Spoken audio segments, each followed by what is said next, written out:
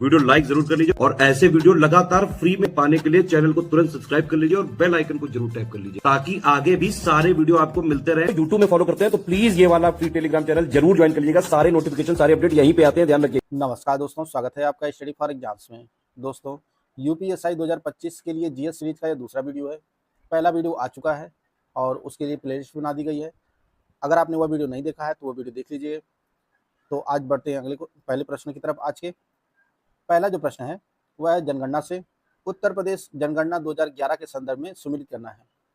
4 जिले दिए गए हैं और जनगणना के हिसाब से जो है वह कौन सा स्थान रखते हैं उनके साथ सुमेलित करना है आपका। सर्वाधिक एससी जनसंख्या, सर्वाधिक एसटी जनसंख्या वाला जिला, सर्वाधिक नगरीय जनसंख्या और सर्वाधिक महिला साक्षरता वाला जिला। तो सर्वाधिक एससी जनसंख्या वाला जो जिला है वह आपका सीतापुर है। सर्वाधिक एसटी जनसंख्या वाला जो जिला है वो आपका सोनभद्र है। सर्वाधिक नगरीय जनसंख्या वाला जो जिला है वो आपका गाजियाबाद है और सर्वाधिक महिला साक्षरता दर वाला जो जिला है वो आपका कानपुर नगर है। तो इसके अनुसार जो है आपका 1, 2, 4, 3 यानी इसका ऑप्शन ए सही है। बढ़ते अगले क्वेश्चन की तरफ। अगला जो प्रश्न है, भारत के राज्यों में पंचायती राज लागू नहीं है। 5 राज्य दिए गए हैं और किन में पंचायती राज व्यवस्था लागू नहीं है आपको बताना है। नागालैंड, मेघालय, मिजोरम, असम और पश्चिम बंगाल। तो जिन राज्यों में पंचायती राज व्यवस्था लागू नहीं है उनमें नागालैंड है, मेघालय है और मिजोरम। ये 3 राज्य हैं जिनमें पंचायती राज व्यवस्था लागू नहीं है। और आपका केंद्र शासित प्रदेश दिल्ली में भी पंचायती राज व्यवस्था नहीं है। तो इसका जो सही आंसर हो जाएगा आपका वह हो जाएगा 1, 2, 3 यानी इसका ए ऑप्शन सही है। निम्नलिखित में से किन जैन तीर्थंकरों के नामों का उल्लेख ऋग्वेद में मिलता है। आपके सामने 4 ऑप्शन दिया गया है। ऑप्शन आप लोग ध्यान से पढ़िए। तो जिन जैन तीर्थंकरों का जो नाम ऋग्वेद में मिलता है वह है आपके ऋषभदेव और अरिष्टनेमि। इन दोनों लोगों का नाम जो है वह ऋग्वेद में मिलता है। ऋषभदेव पहले जैन तीर्थंकर थे। ऋषभदेव पहले जैन तीर्थंकर हैं और अरिष्टनेम जो है वह 22वें तीर्थंकर थे जैन। इसका ऑप्शन ए सही है। अगला प्रश्न है, पुस्तक है कि development planning the Indian experience पुस्तक किसके द्वारा लिखा गया है। तो यह पुस्तक सुखमय चक्रवर्ती के द्वारा लिखा गया है। इसका ऑप्शन डी सही है।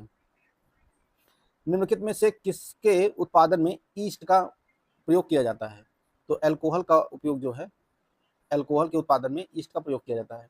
इसके साथ साथ ब्रेड बनाने में, पनीर बनाने में, दही बनाने में भी ईस्ट का प्रयोग किया जाता है। भारतीय रिजर्व बैंक के गवर्नर के रूप में कार्य करने वाले एकमात्र प्रधानमंत्री कौन है। तो वह मनमोहन जी हैं और इन्होंने जो है 1982 से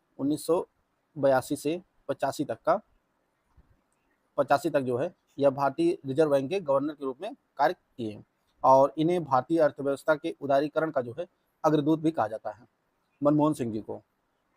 इसका ऑप्शन बी सही है। हड़प्पा कालीन नगर जिसका प्रतिनिधित्व लोथल का पुरातत्व स्थल करता है किस नदी पर स्थित है। तो लोथल जो है यह भोगवा नदी पर स्थित है, भोगवा नदी पर। इसका ऑप्शन सी सही है। सुमेलित करना है। नृत्य दिया गया है और उत्तर प्रदेश के क्षेत्र दिए गए हैं, उनको जो है आपस में सुमेलित करना है कि कौन सा नृत्य जो है किस क्षेत्र से संबंधित है। 4 ऑप्शन दिया गया। ऑप्शन आप लोग ध्यान से पढ़िए। तो चरकुला जो नृत्य है वह ब्रज क्षेत्र से संबंधित है। ख्याल नृत्य यह बुंदेलखंड से, धोबिया पूर्वांचल से और कलाबाजी जो है यह अवध से। इसका 1, 2, 3, 4 ए ऑप्शन इसका सही है। प्रयागराज में प्रयाग संगीत समिति की स्थापना किस वर्ष में हिंदुस्तानी शास्त्रीय संगीत सिखाने के लिए की गई थी। तो प्रयागराज में प्रयाग संगीत समिति की जो स्थापना की गई थी वह 1926 में की गई थी। इसका ऑप्शन सी सही है। हेपेटाइटिस बी एक जानलेवा संक्रमण है, वृक्क, यकृत, मस्तिष्क, हृदय। तो इसका सही आंसर है आपका लीवर। यकृत जो है, हेपेटाइटिस जो है यकृत को संक्रमण करता है। जो प्रभावित अंग है हेपेटाइटिस बी में वह यकृत है। इसका ऑप्शन बी सही है।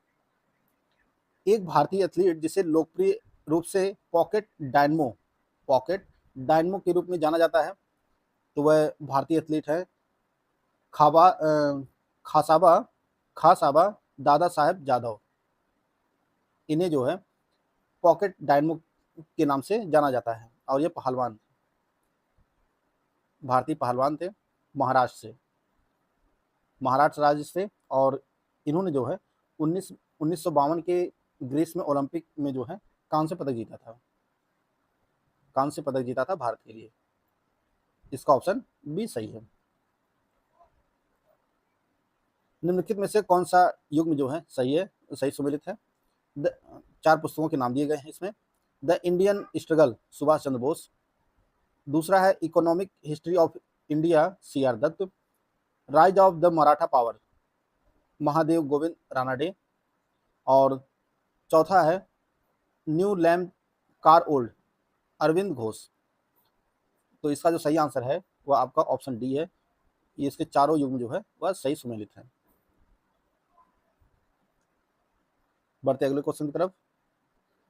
निम्नलिखित में से कौन सी स्वतंत्र भारत की पहली बहुउद्देशीय नदी घाटी परियोजना है? तो दामोदर घाटी परियोजना जो है यह स्वतंत्र भारत की पहली बहुउद्देशीय नदी घाटी परियोजना है और इसे शुरू किया गया था 1948 में। इसका ऑप्शन बी सही है। भारतीय संविधान के 89वें संशोधन अधिनियम 2003 ने निम्नलिखित में से किस आयोग की स्थापना की थी? तो यह जो है राष्ट्रीय अनुसूचित जनजाति आयोग की स्थापना की गई थी भारतीय संविधान के 89वें संशोधन अधिनियम 2003 के तहत। एनसीएसटी की स्थापना की गई थी, एनसीएसटी की स्थापना की गई थी। इसका ऑप्शन डी सही है।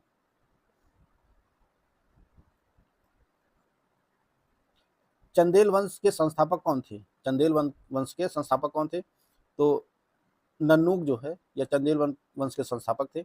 चंदेल वंश जो है यह बुंदेलखंड क्षेत्र जो है उत्तर प्रदेश में, बुंदेलखंड जो क्षेत्र है मध्य प्रदेश में भी आता है, वहीं पर जो है इसका शासन था, जिसे उस टाइम पर जेजाक भुक्त के नाम से जाना जाता था। बुंदेलखंड क्षेत्र को जो है जेजाक भुक्त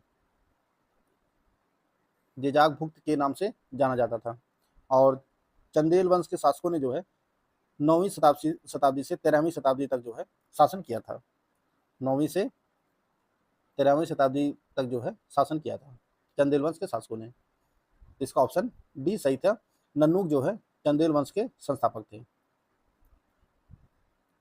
अगला जो प्रश्न है, पुनातसांग छू जल विद्युत परियोजना किन 2 देशों की संयुक्त परियोजना है? तो यह जल विद्युत परियोजना जो है यह भारत और भूटान की जो है संयुक्त परियोजना है और इस परियोजना को जो है भूटान में स्थापित किया गया था, भूटान में। और इसकी वित्तीय सहायता जो है भारत ने किया है और इसके लिए जो समझौता किया गया था यह 2006 में किया गया था, 2006 में किया गया था और अभी हाल ही में जो है यह परियोजना चालू हो गई है। और भारत की कंपनी है भेल, इसी ने जो है इसका निर्माण किया है। इसका ऑप्शन सी सही है।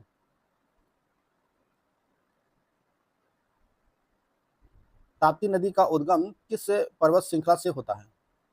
तो ताप्ती नदी जो निकलती है वह सतपुड़ा पर्वत श्रृंखला से निकलती है और यह मध्य प्रदेश में बैतूल जिले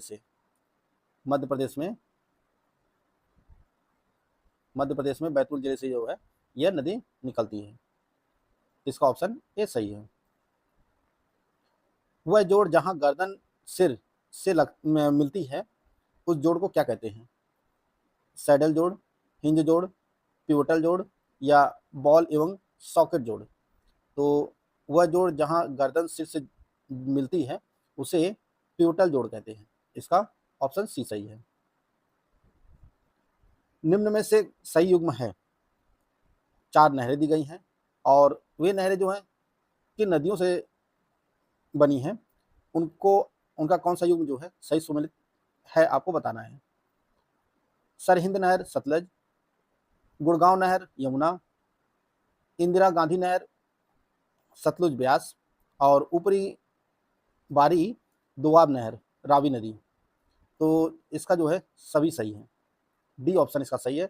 सरहिंद नहर जो है यह सतलुज नदी से बनी है। गुड़गांव नहर जो है यमुना नदी से बनी है, इसमें जो पानी आता है वह यमुना का आता है। और इंदिरा नहर जो निकली है वह सतलुज और ब्यास नदी से निकली है। और ऊपरी बारी दोआब नहर जो है यह रावी नदी से निकली है। इसका ऑप्शन डी सही है। निम्नलिखित में से कौन भारत में प्रमुख कोयला क्षेत्र हैं? तो झरिया और रानीगंज जो है यह भारत के प्रमुख कोयला क्षेत्र हैं। झरिया जो है झारखंड में, और रानीगंज जो है यह पश्चिम बंगाल में स्थित है।